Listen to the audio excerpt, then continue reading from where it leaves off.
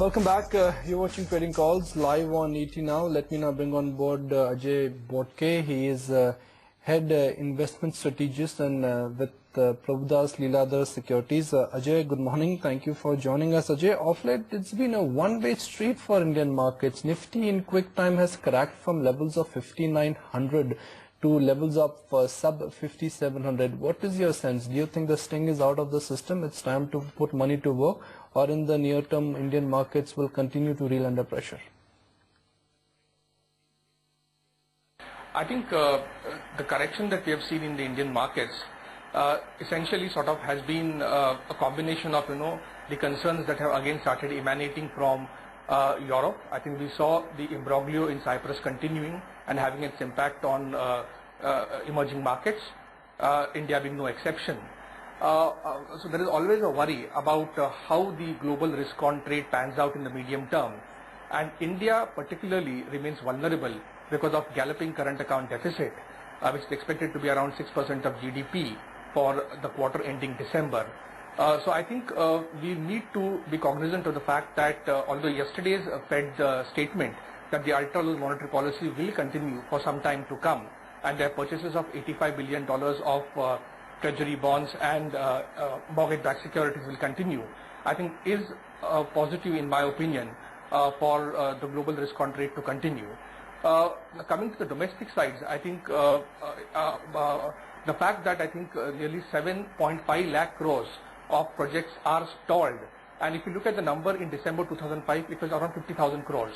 So I think the government is cognizant of the fact that they need to speed up and the approval process for these humongously large amounts of projects, and I think they have identified 6 sectors which contribute around 80% of the 7.5 lakh crores worth of stalled projects, and all of them are basic infrastructure sectors which are extremely essential to ensure that in the medium term the growth rate of the economy gets going as the investment cycle sort of picks up.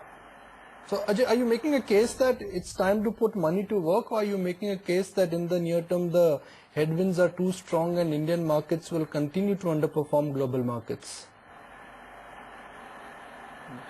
I think in the very short term I expect a bounce back in the Indian markets, because today you are trading at around 13.2 times 1 year forward earnings of around 433 rupees in FY14.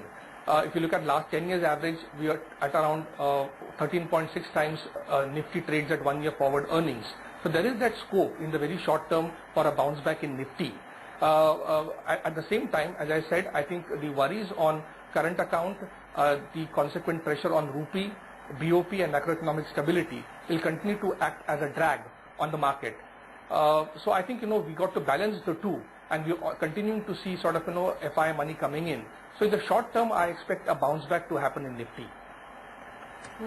Ajay, what sort of queries are you getting from your retail clientele? I mean, are they shaken up, whoever's invested in the market, that is, with the recent events of the last 4 days? Now we're below the 5,700 mark.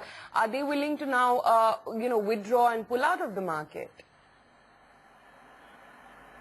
Sorry, your voice is, there's some break in the voice. Could you repeat the question, please? I was talking about what sort of what sort of comments are you getting from your retail clientele? Are they willing to withdraw money from the market, whoever's invested in, or are they now, queries coming in to actually, put in money into the markets right now? Yeah, I think the unfortunate part that one has seen in the rally over the last 12 to 15 months has been a singular participation in large numbers by the retail investors. I think the rally has completely been fueled by $25 billion of FI flows in calendar year 12, followed by around $9.8 billion in the year to date in the current calendar year. Whereas we have seen both the domestic institutions being net sellers in calendar year 12, as also in the first 3 months, and also the retail investors sort of watching from the sidelines. But I think this is in the short term, I think there are a lot of large cap stocks which have come up very sharply, and where we see in the short to medium term a good scope for appreciation. So I think from the timing perspective in the short term, I think one should continue to look at some of the large cap stocks in the portfolio. Ashwini, it's back to good old defensives. IT, sharing your trading ideas. Ajay, you know, so far this year we freely used the word bull market, but now do you think we should now start focusing on the bear market? Because if I keep 8-10 stocks aside, pretty much 80% of the market is in some kind of a bear market. Well, I think in addition to the concerns, I think on macroeconomy, that politically, I think we are entering a treacherous terrain, and that sort of could act as an overhang on markets sort of moving up very sharply. But as I said, I think in the previous part of the interview, that as long as the global risk on trade continues and money keeps on pouring in India, I think you just can't fight sort of liquidity. So from that perspective, I think one should not be extremely negative on the market. And as I said, in the short term, we are expecting a bounce back, and one can sort of look at a mix of some defensives and a bit of interest sensitives also, because although the RBI has been extremely cautious and said that the further monetary accommodation looks quite limited, we still feel that around a 25 basis point rate cut, maybe over the next a couple of quarters, is more likely than not. And to that extent, I think in addition to defenses like ITC or NHPC, NTPC, we also are looking at some of the cyclicals in the banking sector, like private sector banks like ICICI Bank and Axis Bank, which have come off very sharply over the last few weeks. We are also looking at some of the IT names like Wipro and Infosys in the large caps, and Petronet LNG in the oil and gas mid-cap space, as scripts where one could look at taking positions in the short term. Lots of stocks. Ajay, but let's discuss the private banking space. And if I compare the 5-day change here of HDFC Bank, Axis Bank and ICICI Bank, ICICI Bank has fallen the most. In fact, the stock is down a good solid 300 rupees from the recent high. So any specific reason why ICICI Bank is underperforming the private banking space? I think, among the three banks that you mentioned, ICICI always, is the highest beta, and hence I think, it does tend to move sharply as compared to HDFC Bank and Axis, and HDFC in particular has sort of, been a bank which has been having the lowest beta. So I think, when the Cobra Post sting did strike the media, I think the reaction was, in my opinion, disproportionate in case of banks having higher beta among the three banks that you mentioned, and hence I think we saw a sharper erosion in ICICI Bank vis-a-vis the other banks. Be that as it may, I think we still believe that from the fundamental perspective, a falling interest rate environment, the fact that I think these private sector banks do not face the NPA issues anywhere close to what some of the larger public sector banks and smaller public sector banks face, makes us positive on taking positions in ICICI Bank and Axis Bank. Ajay, good having you on the show. Appreciate you taking the time out as always. Quickly bring up the SGX Nifty for you.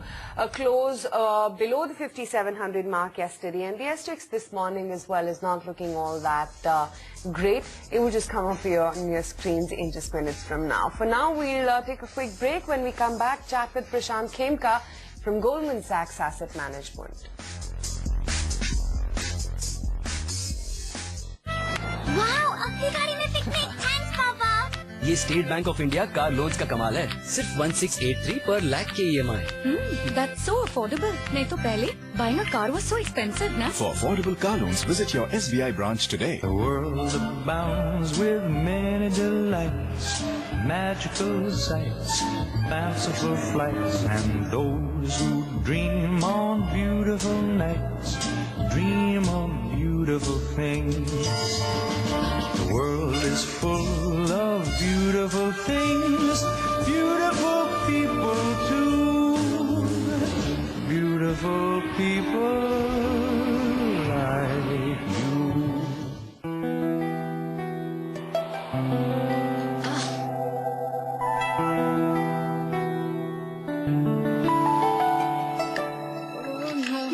Similarly, LIC's Jeevan Sugam policy makes your life easier. It gives 10 times risk cover against single premium, attractive maturity benefits, and tax rebate on premium and maturity. So that's the new Samsung Ultrabook. A built-in optical disc drive, an unmatched 1 TB hard disk, and a lightning-fast boot. The ultra-slim Samsung Series 5. It's the complete Ultrabook.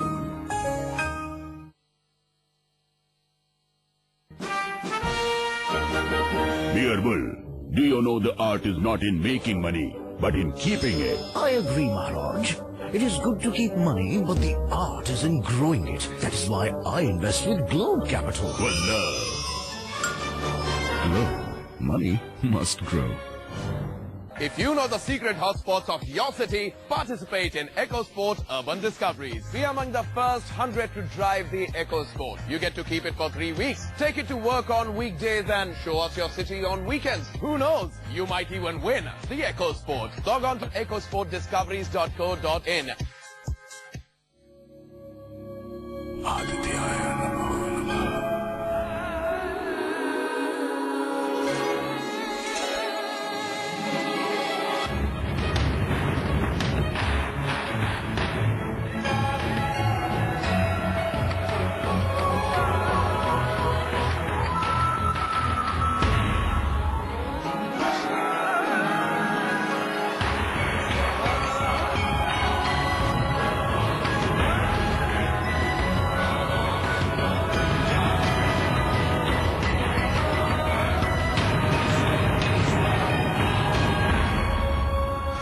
Aditya Birla Group, taking India to the world.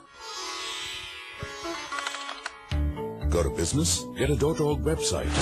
Bigrock.org. Get a complete .org website at rupees 299. Can I have a Greek frappe? Could I have a Greek frappe? Where are we headed? When do we land? Taking chances together. No optical disc drive. Do you want to come here? So that's the new Samsung Ultrabook. A built-in optical disc drive, an unmatched 1 TB hard disk, and a lightning-fast boot. Greek frappe? The ultra-slim Samsung Series 5. It's the complete Ultrabook.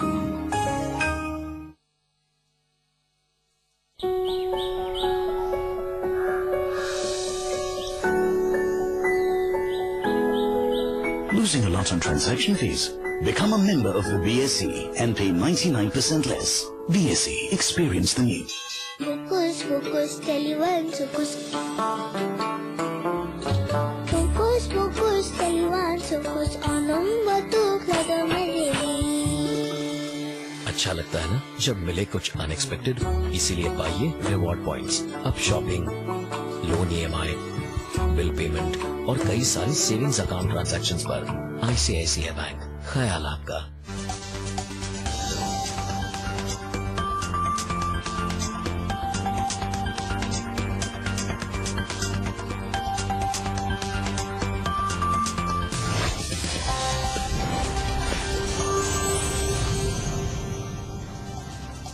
Welcome back. You're watching First Trades live on ET now. It's been a dreadful week of trade for Indian markets. The local and global problems really have compounded for us. Bad news suddenly is coming from everywhere. Now the good news here is that globally things are looking calm. Asian markets are forging along rather nicely. SGX is also looking decent. So after 2 days of a straight line fall, maybe we could be in for a shallow bounce. That's about it.